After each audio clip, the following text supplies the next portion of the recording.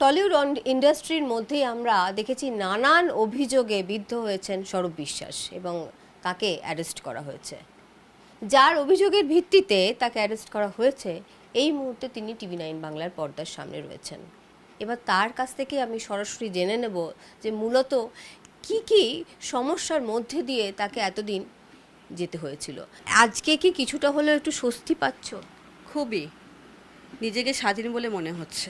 একদম মনে হচ্ছে আমি তো ব্রিটিশ কী জিনিস সেটা তো দেখিনি। ব্রিটিশের শাসন শুনেছি, ঠাকুমা দাদুর কাছ থেকে, বাবার কাছ থেকে শুনেছি যে ব্রিটিশ শাসন কীরকম ছিল।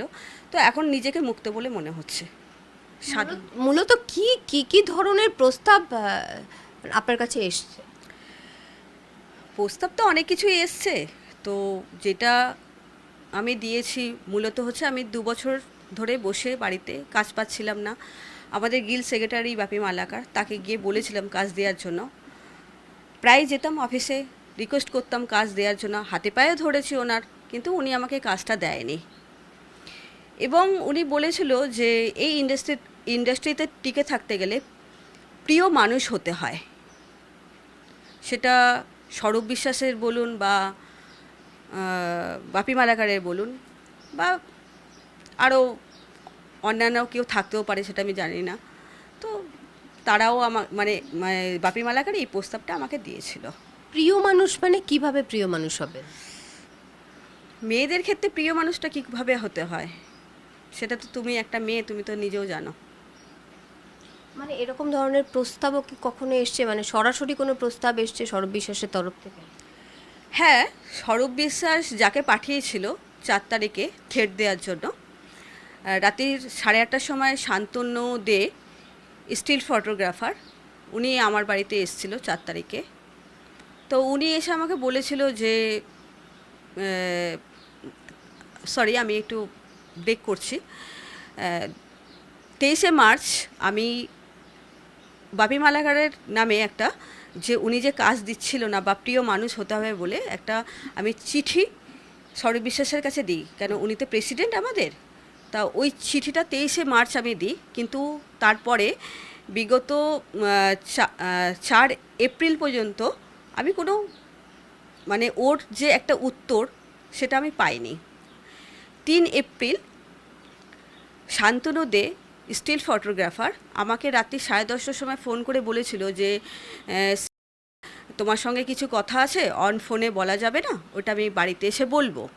তা আমি বলেছিলাম কেন, বাড়িতে এসে কেন বলবে, কি কিছু ভাইটাল কথা? বলছে হ্যাঁ, সেটা ফোনে বলা যাবে না, সেটা তোমার বাড়িতে তুমি কালকে থাকবে, আমি তাহলে কালকে সন্ধেবেলা তোমার বাড়িতে আসবো। মানে 4 তারিখ, 4 এপ্রিল। তা যথারীতি 4 এপ্রিল আমার বাড়িতে আসে। এসে রাত্রি 8:30টার সময় শান্তনু দিয়ে এসেছিলো, এসে আমাকে বলেছিল ওই চিঠিটা তুলে নাও, যে চিঠিটা আমি স্বরূপ বিশ্বাসকে দিয়েছিলাম বাপি মালাকারের নামে, তুলে নাও, না হলে কিন্তু স্বরূপ বিশ্বাস এবং বাপি মালাকার তোমাকে কিন্তু জানে মেরে দেবে। হ্যাঁ, জানে মেরে দেবে, এবং সেটার কোনো মানে প্রুফ থাকবে না, সেটা দেখানো হবে তুমি নিজে সুসাইড করেছো, তোমাকে মার্ডার করে দেবে। এবং বলেছে যে তুমি সব বিশ্বাসের বেড পার্টনার হও। হ্যাঁ, এবং তুমি মেস সাপ্লাই করে কাজ করো। কাকে সাপ্লাই করতে হবে? এটা স্বরূপ বিশ্বাস এবং তার যে র্যাকেটটা চলছিল তাদেরকে হয়তো সাপ্লাই কেউ করে থাকে। আমি আর এর থেকে আর কি বলবো, নাহলে এই যে মহিলা সাপ্লাই করার কথা আপনি বলছেন, এটা কি ইন্ডাস্ট্রির ভেতরের থেকে বলা হচ্ছে? সেটা না আমি বলতে পারবো না, অতটা তো বুঝতে জানি না। ওনার র্যাকেটটা চলতো, যে এসে বলেছিল সেও মানে এরকমই, না হলে ওনার বুদ্ধিতে কি করে আসবে, এবং সেটা হয়তো বলে পাঠিয়েছিল এটা করতে। আর এইসব বিষয় নিয়ে কখনো আপনি স্বরূপ বিশ্বাসের সঙ্গে সরাসরি কথা বলার চেষ্টা করেছেন? চেষ্টা বলতে গেলে দেখো, এর মধ্যে তো রাহুলের মৃত্যুটা হয়ে যায়, এখান থেকে একটা ব্যাপারটা চালু হয় যে ইন্ডাস্ট্রির ঝামেলার, সেরকম মানে কীরকম ঝামেলা হয়েছে সেটা তোমরা দেখেছো। তারপরে আমার যেই ব্যাপারটা উনি গুরুত্ব লাগায়নি, আমাকে 5 তারিখে এখানে বন্দুক ঠেকিয়ে মার্ডার করতে এসেছিলো, যেখানে আমি প্রাণে বেঁচে যাই আমার ভাগ্যের জোরে। আমি চিৎকার চেঁচামেচি করেছিলাম প্রচুর। এই বাড়িতে? হ্যাঁ, এই বাড়িতে, আমার এই বাড়িতেই। যেটা ওরা ভয় পেয়ে ওরা যে যার মানে পালিয়ে যায়, ঠিক আছে। তারপরে তো ওইটা আমি তো কয়েকদিন ধরে লুকিয়ে লুকিয়ে বেরিয়েছিলাম, কেন এই কারণে নিজেরও একটা প্রাণের ভয় আছে। দিয়ে তারপরে 7 তারিখে তো টেকনিশিয়ানে আমি গিয়ে একটু অশান্তি করেছিলাম, কিন্তু বাপি মালাকারের দেখা পাইনি।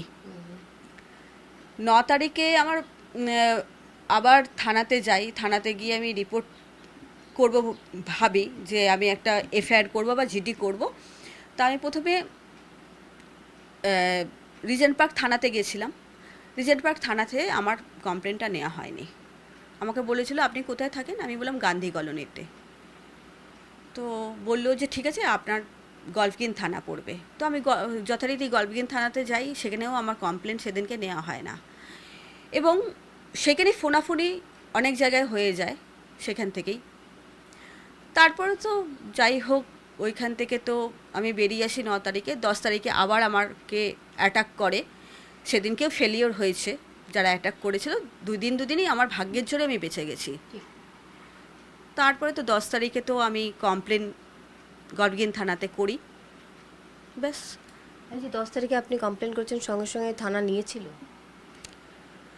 থানা নিচ্ছিল না, কিন্তু আমি বলেছি আপনারা নিন কমপ্লেনটা, ঠিক আছে। এবং আমি নাম বলছি না, তখন তো টিএমসি মানে ওই সরকার ছিল, তো আমার কমপ্লেনটা যথারীতি মানে ভালোভাবে নেওয়া হয়নি, এবং সৌরভ বিশ্বাসের নাম করে বলেছিল যে তুমি কমপ্লেনটা ওনার নামে দিতে পারবে না। তখন তার রাজত্ব চলছিল, এবং তাদেরও তো দোষ না, যারা আমার কমপ্লেনটা নিয়েছে তাদেরও তো দোষ না, তারাও তো ওনাদেরই অধীনে, ওনারা যা বলতো তাই ওনারা শুনতে হতো ওনাদেরকে। একটা বিষয় জানবো যে এই যে কাটমানির কথা বলা হচ্ছে, মানে কিভাবে আপনারা কাজ করলে সেখান থেকে কিভাবে কাটমানি নিত, বা কথা শুরু করলেই কি প্রসঙ্গ প্রথমে আসতো? আমাদের ওয়েলফেয়ার বলে একটা গিল্ডের একটা চলতো, ওয়েলফেয়ার। তো ওইটাতে যারা মেগা সিরিয়াল করতো বা ছবি করতো, মেগা সিরিয়ালের কথা আমি বলি, তো মেগা সিরিয়াল যারা করতো তাদের অ্যাসিস্ট্যান্টদেরকে 500 টাকা করে প্রত্যেক মাসে দিতে হতো, এবং বসদেরকে 1000 টাকা করে প্রত্যেক মাসে গিল্ড সেক্রেটারিকে দিতে হতো। এটাই কাটমানি। আচ্ছা। এটাও, আর সেই সংখ্যাটা অনেকটা বেশি, মানে তুমি ধরে রাখো, আজ থেকে 2-2.5 বছর আগেও তো ভালো মেগা সিরিয়াল চলছিল, মোটামুটি 40-42টার মতন অ্যাপ্রক্স মেগা সিরিয়াল চলছিল। তাহলে 40-45টা যদি মেগা সিরিয়াল চলে, বা 42টা মেগা সিরিয়াল যদি চলে, তাহলে আমাদের একটা মেগা সিরিয়ালের মধ্যে 3খানা মেকআপ আর্টিস্ট কাজ করে। কীরকম, একজন বস থাকে যে সিনিয়র মেকআপ আর্টিস্ট, আর 2জন অ্যাসিস্ট্যান্ট থাকে।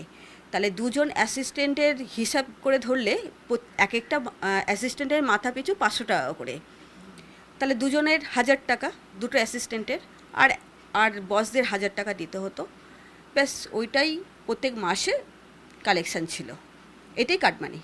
আচ্ছা, এখানে একটা বিষয় যে এই যে বারবার আমি খুব খারাপ লাগছে এটা বলতে, একজন মহিলা হয়ে আরেকজন মহিলাকে এই প্রশ্নটা করতে, কিন্তু যেহেতু অভিযোগটাও সেরকম খুব গুরুতর একটা অভিযোগ, সেখানে এই যে আপনি বলছেন বারবার যে বেড পার্টনার হওয়ার যে এটি যদি একটু ডিটেলসে বলুন, মানে কীভাবে আপনার কাছে প্রস্তাব এসছে, এবং সৌরভ বিশ্বাসের সঙ্গে এরকম কি মানে আরও অনেকে যারা আপনাদের গিল্ডে কাজ করে তাদেরকে কি ওইভাবে শোষণ করা হতো? দেখুন, শোষণ কাকে কিভাবে করা হয়েছে সেটা তার সেই জানে, আমি তো বলতে পারবো না, কেন আমার চোখের সামনে হয়নি ব্যাপারটা। এবং আমি একজনকে, নাম নিচ্ছি না, একজনকে জিজ্ঞাসা করেছিলাম যে সে দাদার খুব কাছের লোক, মানে বাপি মালাকার বলুন আর সৌরভ বিশ্বাসের খুব কাছের লোক না, বেটা ছেলে। তা আমি বলেছিলাম যে দাদা আমাকে কেন কাজটা দিচ্ছে না, কিসের জন্য কাজটা দিচ্ছে না।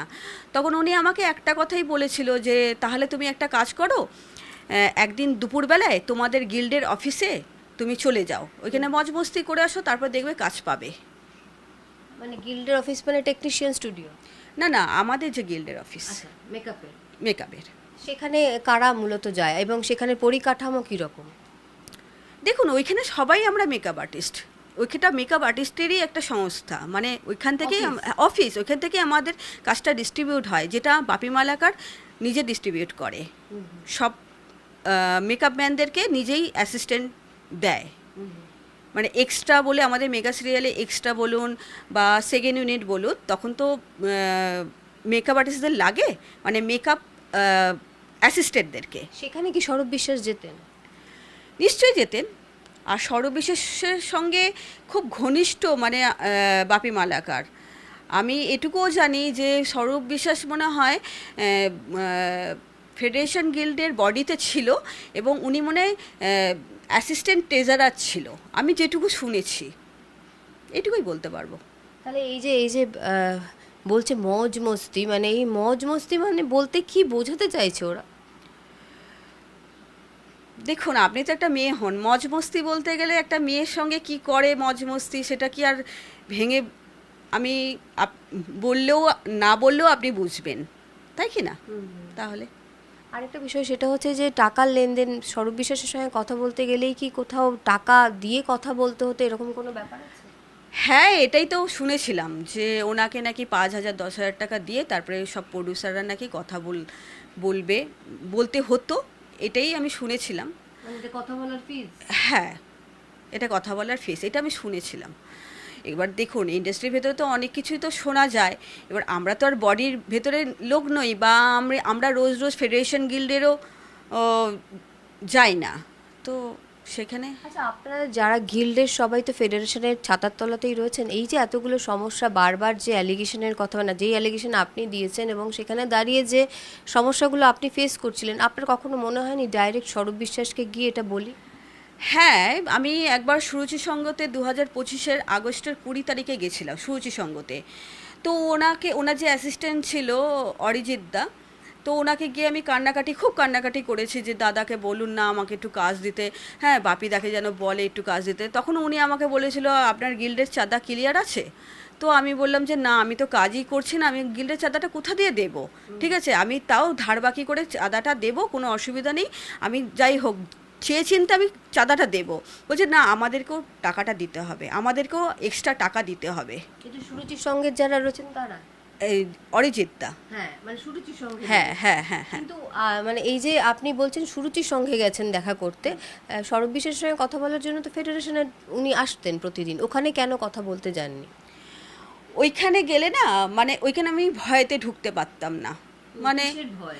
ভয় বলতে গেলে ওইখানে না, মানে উনি তো কথা তো শুনতোই না, মানে একটা না আমার মধ্যে তখন একটা ভয় ছিল যে গিয়ে বলবো উনি কি বলবে, উনি কি করবে, রিয়াক্ট করবে, মানে আমরা ভয়ে কাটা হয়ে থাকতাম সব সময়, ভয়ে কাটা হয়ে থাকতাম। মানে আমি মানে 2 বছর না খেয়ে থাকার পরে এই প্রতিবাদটা করতে শিখে গেছি। মানে এত যন্ত্রণা উনি আমাকে দিয়েছে, ভগবান করুক এরকম যন্ত্রণার মধ্যে কেউ যেন না পড়ে। শক্ত বল। একটা বিষয়, আমি জানি যে এই সময় কথা বলাটা সত্যি খুব কষ্টকর, যে মানসিক যন্ত্রণার মধ্যে দিয়ে আপনি গেছেন।